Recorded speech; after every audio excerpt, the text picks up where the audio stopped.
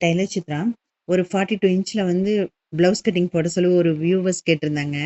சாரிங்க ரொம்ப லேட் ஆயிடுச்சு. இப்ப நோட் பண்ணிக்கங்க. பாருங்க இப்ப வந்து 1 மீட்டர் கிளாத்ல வந்து கீழ ஒரு 3/4 இன்ச் வச்சு மார்க் பண்ணிக்கணும். இத அடிச்சு திருப்பறக்கு தான். அடிச்சு திருப்ப 1/2 இன்ச் போதுங்க. நான் 1/4 இன்ச் வந்து நான் எக்ஸ்ட்ரா விட சொல்லியிருக்கேன். அது என்ன ரீசன்ங்கிறது நான் சொல்றேங்க இந்த வீடியோல. இப்ப வந்து உயரம் வந்து மார்க் பண்ணியாச்சு. இந்த இடுப்பு உயரமும் பாருங்க மார்க் பண்ணியாச்சு. பாருங்க இது வந்து சைடும் வந்து நம்ம மார்க் பண்ணணும். மார்க் பண்ணிக்கணும் அவ்வளோதான். இப்ப வந்து சுற்றளவு வந்து எவ்வளோ இருக்குன்னு நம்ம ப்ளவுஸ் வச்சு பார்க்கணும். இந்த மாரி நீட்டா ப்ளவுஸ வச்சுட்டுங்க, சுற்றளவு வந்து பார்க்கும்போது, இது வந்து பாருங்க 21 இன்ச் இருக்குது. 21 இன்ச் இருக்குது. ஃப்ரண்ட்ல 21 இன்ச் 42 இன்ச் மொத்தம் 42 இன்ச் ஆச்சுங்க. இப்ப இந்த 42ல பாதி ஏன்னா பேக்ல வந்து 2ஆ மடிச்சனால அது பாதி தான் எடுக்கணும். அது வந்து 10.5 இன்ச் அதையும் மார்க் பண்ணியாச்சுங்க. மார்க் பண்ணிட்டு, அது வந்து தையலுக்கு ஒரு கோடு போட்டு தையலுக்கும் 1 1/2 இன்ச் விட்டு நம்ம ஒரு கோடு போட்டுக்கணும் தையலுக்கு. அவ்வளோதான். இது வந்து பேக்குக்கு வந்து நான் கட்டிங் பண்ணிட்டுருக்கேன். ஸோ இது வந்து பாருங்க, இந்த ஆம்கோல் வரைக்கும் ஒரு மார்க் பண்ணிக்கணும். தையலுக்கு ஒரு மார்க் பண்ணிக்கணும். அவ்வளோதாங்க. இந்த ஷோல்டர் மார்க் பண்ணியிருக்கோம் இல்லைங்களா? அதில வந்து இந்த ப்ளவுஸ வந்து நீட்டா மடிச்சு இந்த மாரி போடணும். 2ஆ மடிச்சு. 2ஆ மடிச்சு பாருங்க இந்த மாரி போட்டு, இந்த இந்த நெக்கோட உயரம் வந்து பாருங்க, பேக் நெக்கு கிராஸா தான் வச்சு நம்ம வந்து மார்க் பண்ணணும். நேருக்கு நேரா வைக்கும்போது முதுகு இன்னும் மேல ஏறிக்குங்க. கிராஸா வைக்கும்போது கரெக்டான அளவு வரும் உங்களுக்கு. பின்னாடி டக்கு பிடிக்கும். ஷோல்டரோட அளவு வச்சு நம்ம அதையும் மார்க் பண்ணிக்கணும். மார்க் பண்ணிட்டு பாருங்க இந்த ஆம்கோலு இதெல்லாம் வந்து நம்ம கரெக்டா மார்க் பண்ணிக்கணும். மார்க் பண்ணிட்டு இந்த ஆம்கோல் உயரம் இருக்கு இல்லைங்களா? இது வந்து இது வந்து பேக் நெக்கு கோடு போட்டு நம்ம பாக்கழுத்து நான் இப்ப வைக்கிறேன். இது வந்து ரவுண்ட் வச்சுக்கலாம், பாட் நெக் வச்சுக்கலாம். அது நம்மளுடைய இஷ்டம் என்ன நெக் வேணுமோ அத வச்சுக்கலாங்க. நான் இப்ப வந்து இது வந்து பா நெக் வச்சிருக்கேன். இப்ப பாருங்க ஆம்கோல் வந்து அந்த ஹைட்ல பாதி, இந்த ஹைட்ல பாதி. பாருங்க அவ்வளோதான். இங்கேருந்து 1 1/2 இன்ச். இத வந்து 3 பாயிண்ட்ட இணைச்சோம்னா ஒரு கர்வ் வரும். இவ்வளோதாங்க ஆம்கோல் பாயிண்ட்டு. ஸோ இதை வந்து நம்ம வந்து கட் பண்ணிறணும். பாருங்க பானைக்குலேருந்து கட் பண்ணிடணும். இவ்வளோதான் பேக் நெக்கு கட்டிங். இந்த வீடியோ பிடிச்சதுன்னா நீங்க சப்ஸ்கிரைப் பண்ணுங்க. ஏதாவது இந்த மாரி மார்க் பண்ணி நீங்க ஸ்டிச் பண்ணி, வேர் பண்ணி போட்டு பாருங்க எப்படி இருக்குன்னு பார்த்துட்டு, நீங்க எனக்கு கமெண்ட் பண்ணுங்க. அப்பதான் எனக்கும் தெரியும். சரி நம்ம ஸ்டிச் பண்றது நல்லாயிருக்கு அப்படிங்கிற ஒரு சந்தோஷம் தான். வேற ஒண்ணும் இல்லைங்க. ஏதாச்சும் மிஸ்டேக் இருந்தாலும் நீங்க கமெண்ட் பண்ணுங்க. ஓகேங்களா? பாருங்க இந்த 1/4 இன்ச் விட்டேன்னு சொன்னேன் பார்த்தீங்களா? அது இந்த ஷோல்டர வந்து ஈக்குவல் பண்றதுக்கு தான் அந்த 1/4 இன்ச் கீழ விட்டுருக்கேங்க. மேல 1/2 இன்ச்சு, 3/4 இன்ச் எல்லாம் நீங்க தையலுக்காக ஷோல்டர் கிட்ட விடவே வேண்டாம். விட்டோம்னா கண்டிப்பா லூஸ் விழுக தான் செய்யுங்க. நெக்ஸ்ட் பாருங்க. அடுத்து வந்து கைக்கு வந்து ஸ்லீவ் கட் பண்றதுக்கு இந்த நேர் துணி போட்டோம்னா, இந்த சுற்றளவு வந்து கைக்கு பத்தாதுங்க. அதாவது ஒவ்வொருத்தவங்க கை வந்து 42 இன்ச்சுனா கை இவ்வளோதான் வரும் அப்படிங்கிறதெல்லாம் கிடையாது. ப்ளவுஸ்ல என்ன அளவு இருக்கோ அத தான் நம்ம வந்து மார்க் பண்ணணும்.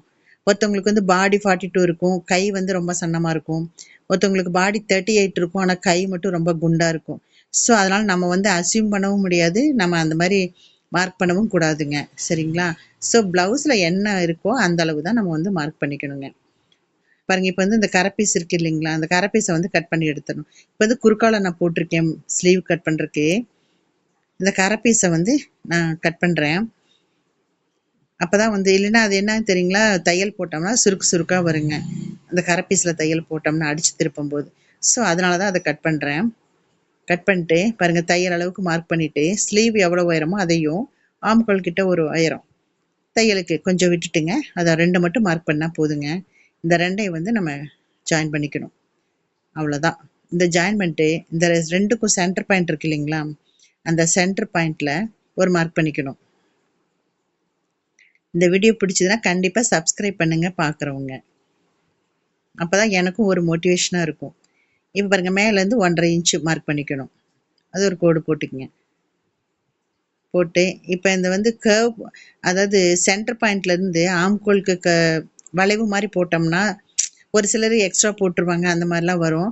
ஸோ நமக்கு பின்னாடி சுருக்கு இல்லாம வரணும் அப்டின்னா, இந்த சென்டர் பாயிண்ட்டும் அந்த ஆம்கோலையும் ஸ்கேல் வச்சு மார்க் பண்ணிக்கலாம்.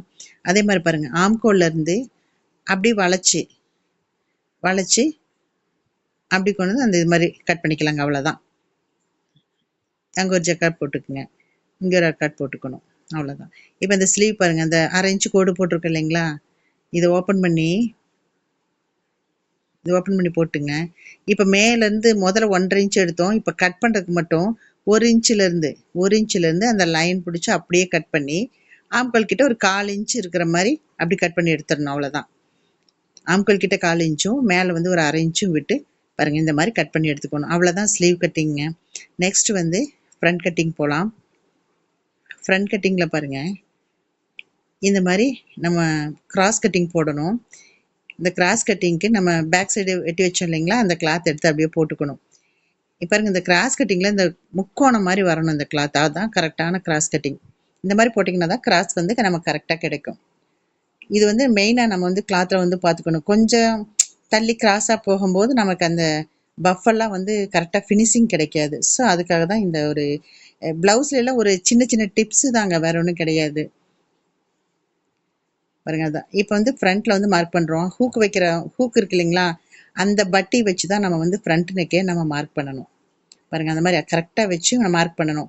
எக்ஸ்ட்ரா தையலுக்கு ஹூக்கு வைக்கிறதுக்கு அந்த மாதிரிலாம் 1/4 இன்ச்சு அந்த மாதிரிலாம் நீங்கள்லாம் விடவே வேண்டாம். அப்படியே வச்சு அது மார்க் பண்ணால் போதுங்க. தையல் வாசிக்கும் அதுக்கு மார்க் பண்ணால் போதும். இப்போ என்ன பண்ணுறோம், இந்த கிளாத்தை போட்டுருக்க அப்படியே கட் பண்ணிக்கணுங்க. பாருங்க அதுக்கு மட்டும் ஒரு கோடு போட்டுக்கணும். ஏன்னா நம்ம பேக் கிளாத்தை வெட்டாமல் இருக்கணும் இல்லைங்களா, அதுக்காக தான் அந்த கோடு போட சொல்லியிருக்கேன். ஃப்ரண்ட் நெக்குக்கும் ஒரு கோடு போட்டு அதை ஒரு கர்வ் போட்டுக்கணுங்க. அவ்வளோதான். இவ்வளோதான் ஃப்ரண்ட் நெக்கோட அளவு. இது நம்ம டானா மாதிரி எல் ஷேப்லேயும் நம்ம கட் பண்ணிக்கலாம், ரவுண்ட் மாதிரி கட் பண்ணிக்கலாம். அது நம்மளுடைய இஷ்டம் தான்.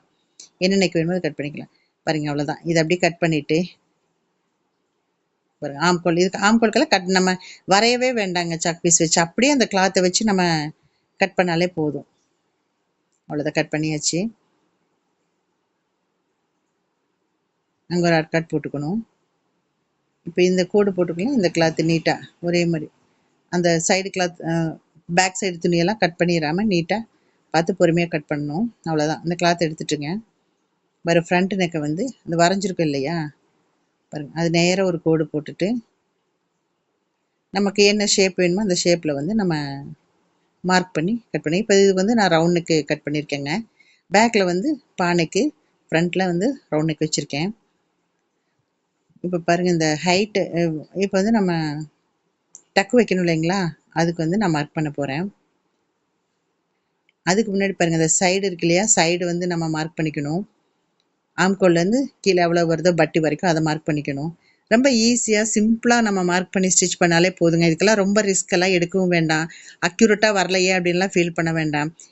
அதாவது என்ன சொல்கிறது, ஒரு யதார்த்தமாக நீங்கள் எடுங்க, பயம் இல்லாமல் நீங்கள் எடுங்க, மார்க் பண்ணுங்க, நீட்டாக வரும் ப்ளவுஸு. இதெல்லாம் ரொம்ப பர்ஃபெக்டாகவே வருங்க, தப்பே வராது. பாருங்கள் ஹூக்லேருந்து தையலுக்கு ஒரு 1/4 இன்ச்சு இதுக்கு 1/4 இன்ச்சு அப்படியெல்லாம் விட வேண்டாங்க.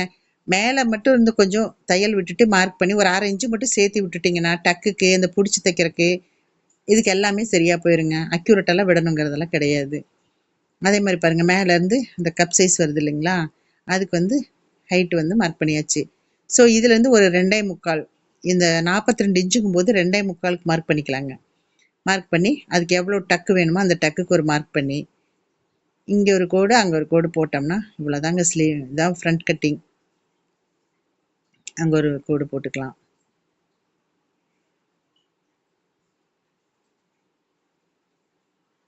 அங்கே ஒரு கோடு, அவ்வளோதாங்க. இவ்வளோதான் ஃப்ரண்ட் கட்டிங். இங்கே ஒரு டக்கு பிடிக்கிறோம் பாருங்கள். தேவைன்னா அங்கே பிடிக்கலாம். துணி எக்ஸ்ட்ரா இருந்ததுனா தான் அந்த சைடு பிடிக்கணும், இல்லைன்னா தேவையில்லை. ஒரு 1/4 இன்ச்சு வந்து ஆம்கோல் கட் பண்ணணும்.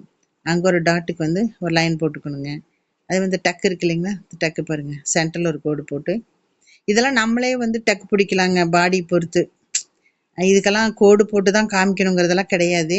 நான் இதில் பண்ணியிருக்கேன், கோடு போட்டிருக்கேன். ஆனால் அது தேவையில்லைங்க, நம்மளா அசியூம் பண்ணி போடுறதாங்க. ஒருத்தவங்க லேடிஸை பார்த்தா நம்ம எப்படி போடணுமோ அது நம்ம கையில் தான் இருக்குங்க. அது இதெல்லாம் அவ்வளோதாங்க. இதுதான் ஃப்ரண்ட் கட்டிங். எல்லாமே ஈஸி தாங்க, நம்ம பழக பழக எல்லாமே கரெக்டாக வந்துடும். பாருங்கள் இந்த ஆம்கோல் வந்து ஒரு சும்மா 1/4 இன்ச்சு மட்டும், அவ்வளோதான். இது கட் பண்ணிவிட்டு கட் போட்டுக்குங்க. இவ்வளோதான். அந்த டக்கெல்லாம் அளந்து தான் மார்க் பண்ணுங்கிறதெல்லாம் கிடையாதுங்க. மடித்து போட்டு ஒரு 1/4 இன்ச்சு டக் போடணும், அவ்வளோதான். பாருங்கள் இதுதான் பேக் கட்டிங், ஃப்ரண்ட் கட்டிங். பாருங்கள் ஸ்லீவும் கட் பண்ணியாச்சு. நெக்ஸ்ட் அந்த பட்டியெல்லாம் வந்து கரெக்டாக அளவெடுத்து வந்து நம்ம வெட்டணுங்கிறதெல்லாம் கிடையாது. ஏன்னா ஒரு 1/4 இன்ச்சு மேலே ஹைட்டாக இருக்கும், கம்மியாக இருக்கும். ஸோ நம்ம ப்ளவுஸு ஃபினிஷ் பண்ணிவிட்டு அதுக்கப்புறம் பட்டி நம்ம தைக்கலாங்க தனியாக. அது எப்படி தைக்கிறதுங்க அதுவும் நான் சொல்லித் தரேங்க. இது கரெக்டாக தான் அளவெடுத்தா பட்டி வெட்டணுங்கிறதெல்லாம் கிடையாது. நம்ம தைச்சிட்டும் கூட பட்டி வந்து நம்ம கட் பண்ணி தைக்கலாம்.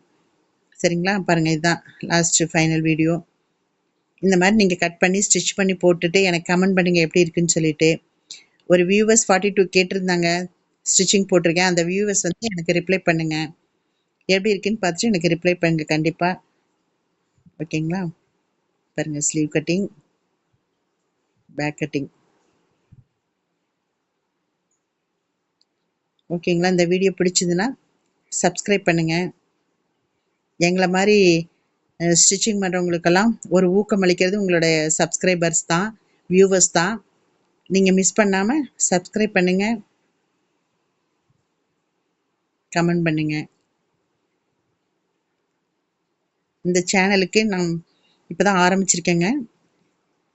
அதனால தான் இவ்வளோ தூரம் சொல்லிட்டுருக்கேன். நீங்கள் சப்ஸ்கிரைப் பண்ணி என்னை என்கரேஜ் பண்ணுங்கள். தேங்க்யூ. All the best.